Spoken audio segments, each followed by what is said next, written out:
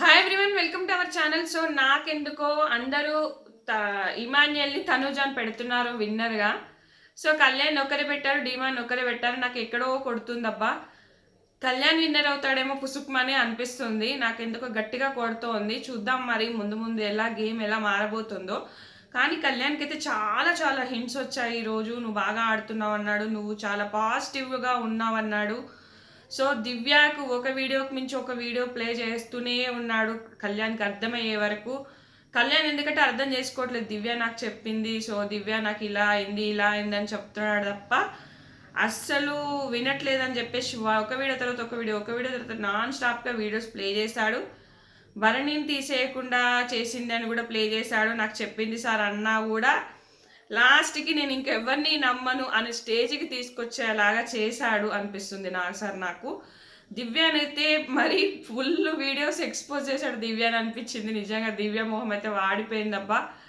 So తనుజాన్ తీసేయగానే Bharani గారి దగ్గర ఉన్న మాట వేరు, ఈరోజు మళ్ళీ మాట వేరు. ఆ రోజు ఏమన్నాడు, ఇంత దారుణంగా ఆడకూడదు గేము, ఇంత పర్సనల్కి వెళ్ళకూడదు, ఇంత పర్సనల్ గడ్జ్ ఉండకూడదు అన్నాడు. ఈరోజేమో తనను కంటెండర్ రేస్లో నుంచి దివ్య కాపాడిందని చెప్పేసి, ఇంకా తను అంటే నాకు ఫేవరిజం చేసిందని చెప్పేసి ఆమెను అంటే ఆమె మంచిగా ఉన్నది నా అంటే అన్నట్టుగా, అంటే నాకు సపోర్ట్ చేసింది అని గుర్తుకొచ్చేసి మాట మార్చడం అనిపించింది భరణి గారు. అయితే ఇక్కడ మళ్ళీ ఆ సేఫ్ గేమ్కి వెళ్ళిపోయాడు. సో భరణి గారికి అయితే టూ మచ్ అవమానాలు.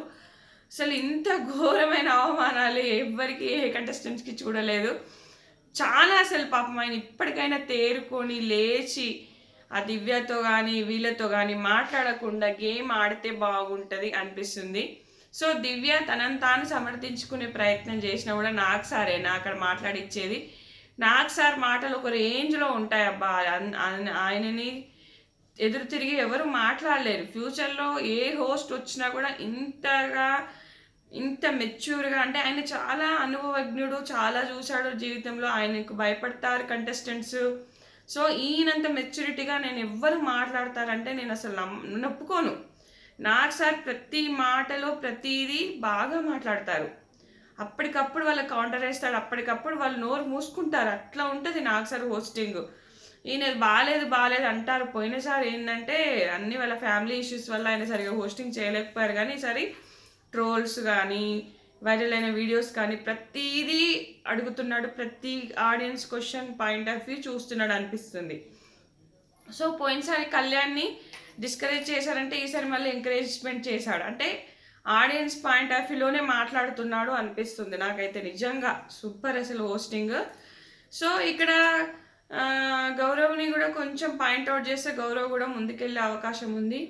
గౌరవ్ నిఖిల్ కూడా బాగా ఆడతారేమో, ముందు చూద్దాము. ఇప్పటికైనా టాప్ 6 చెప్పినంత మాత్రాన అక్కడ వాళ్ళ గేము అలాగే ఉంటుందని కాదు. ఎందుకంటే వేరే వాళ్ళు కూడా తేరుకోవాలి, వేరే వాళ్ళు కూడా విన్నర్ అవ్వాలి, వేరే వాళ్ళు కూడా వాళ్ళ ఆట తీరు మార్చుకోవాలి. మళ్ళీ ఎట్ ద సేమ్ టైం నాకు సార్ అన్నారు ఆ ఓటింగ్ ఈ వారం వరకే నెక్స్ట్ వీక్ మారచ్చు అదన్నమాట. సో తనుజ అయితే భరణి గారిని నాన్న అంది, కానీ భరణి గారికి నేను వాడని, నేను వేరే వాళ్ళకి ఇచ్చాను అని చెప్తుంది. చూసారా, తన ఆట తను ఆడుకుంటుంది.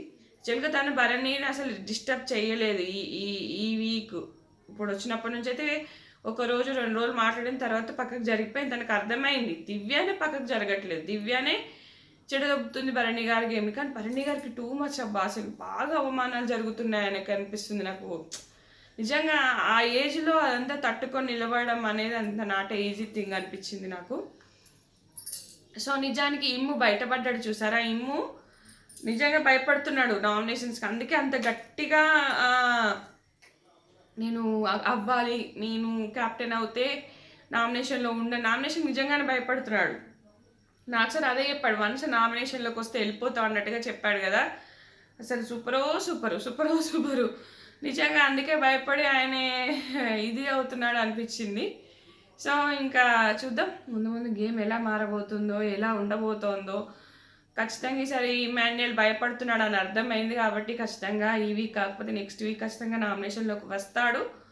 ఓటింగ్ ఎలా ఉండబోతుంది అనేది కూడా చూద్దాము. ఎందుకో నాకు గేమ్ చేంజ్ అవ్వబోతుందేమో ఇప్పుడు గౌరవ్ నిఖిల్ కూడా ఒక ట్రాక్లోకి వస్తారేమో, చూద్దాం ఎక్కడి వరకు వెళ్తుందో అని అనిపిస్తుంది. ఇది ఫ్రెండ్స్, ఈ వీడియో నచ్చితే ఖచ్చితంగా లైక్ చేయండి. నా ఇన్స్టా ఉంటుంది, డైలీ 5-6 వీడియోస్ ప్రతి టాపిక్ మీద వస్తుంటుంది. ఖచ్చితంగా చూసే ప్రయత్నం చేయండి. Thanks for watching.